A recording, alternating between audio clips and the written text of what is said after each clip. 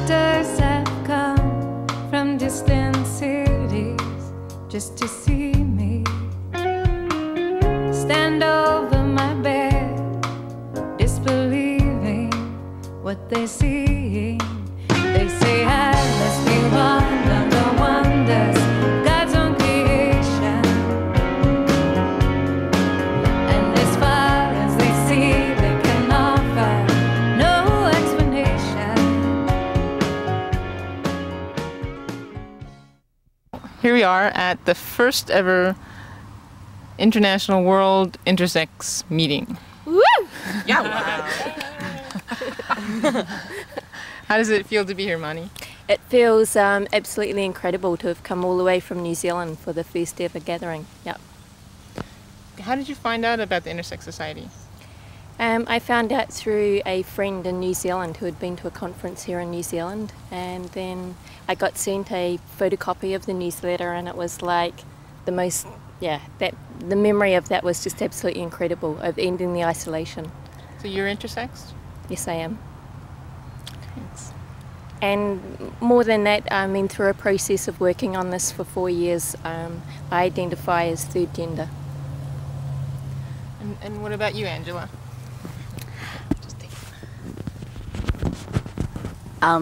I came here. I found the Intersex Society a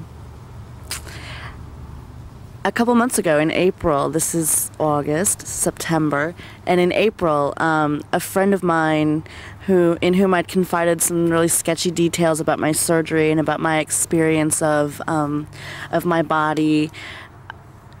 She had the newsletter Hermaphrodites with Attitude cross her desk. Hermaphrodites with Attitude? That's right, cross her desk at the Springfield, Illinois Center for Independent Living.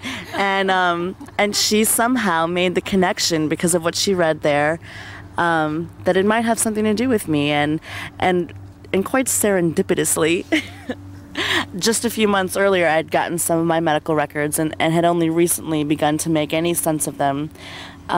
So it all happened. Are you a hermaphrodite with attitude? I'm a hermaphrodite with major attitude. Yeah. That's right. So I'm thrilled to be here. It's incredibly momentous and awe-inspiring. I mean, think, the first time ever. Here we are.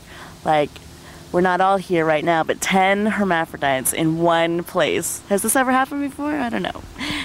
It's great.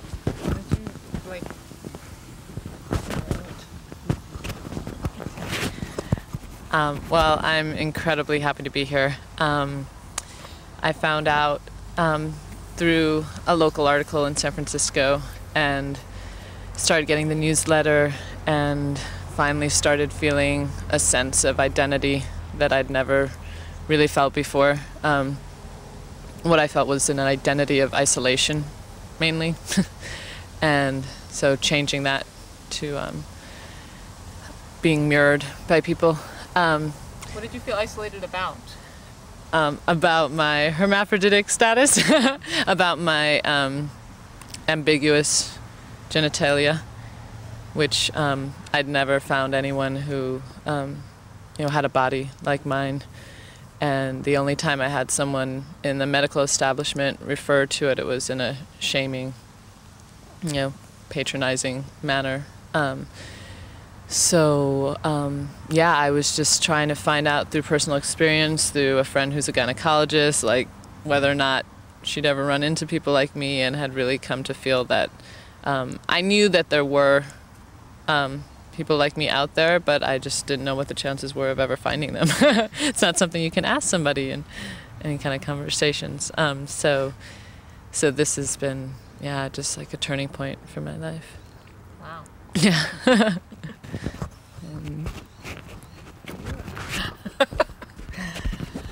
Oh, geez, where do I start?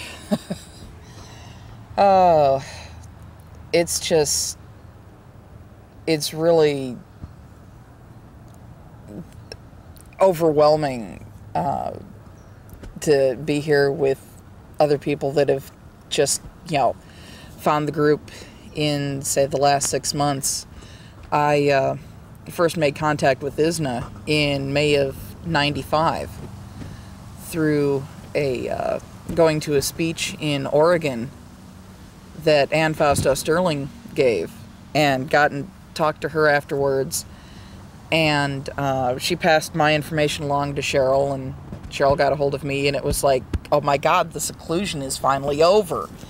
It's like, growing up, I went to this went through this counseling program to help me adapt. It was more like brainwashing sessions to make me accept that I'm a normal little girl whose ovaries didn't develop properly. Is that true? No.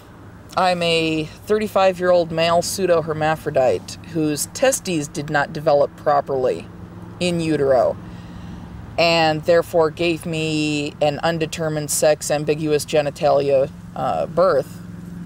And of course they sat there and ran their blood tests and then basically lied to my parents and coerced them into letting the doctors perform, plastic surgery and giving me female hormones at puberty, and basically encouraging me to believe the lies that the doctors were telling me all this time. Doctors lied to you? Surprisingly. Someone called Ted Capo. Oh my God. But it's, and it's been really hard. It's like,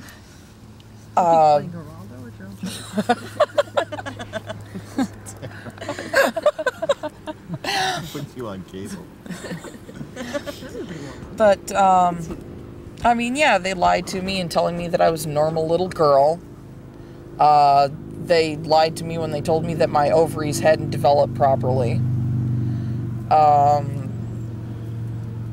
And so there was just this great amount of shame. I remember them removing my penis when I was 5. They removed your penis? Oh, I'm sorry, it wasn't a penis, it was an overly large clitoris. They removed your clitoris? Well, they reduced it in size to more closely approximate a normal female appearance. Does it approximate a normal female sensation? No. At least not with the people that I've talked to. And comparing my erotic response with theirs. How do you feel about the fact that was done to you? At times, I feel like hiding in the closet, because it's like, how can anybody accept somebody who's been this mutilated and this, who can accept damaged goods? And at other times, I get so mad that I just want to get a dull, rusty knife and start hacking off other doctors' genitals and say, "Here, you son of a bitch, how do you think it feels?" Wow.